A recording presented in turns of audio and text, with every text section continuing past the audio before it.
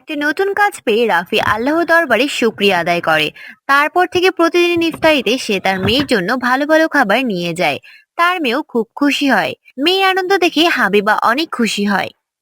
দেখেছো, আমি বলেছিলাম না, কোনো না কোনো একটা ব্যবস্থা ঠিক হবে। আল্লাহু আকবার।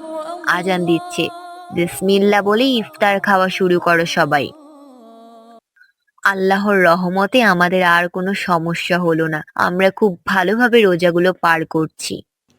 তুমি ঠিকই বলেছ। শোনো, আমি তোমার আর মিনার জন্য নতুন পোশাক এনেছি। জানি না তোমাদের পছন্দ হবে কি না। যা টাকা পেয়েছি তা দিয়েই কেনার চেষ্টা করেছি। জামাটা আমার খুব পছন্দ হয়েছে, তোমাকে অনেক ধন্যবাদ বাবা। ঈদের দিন আমি আর সাদিয়া মিলে অনেক মজা করব। আমি এই জামাটা পরে অনেক জায়গায় ঘুরতে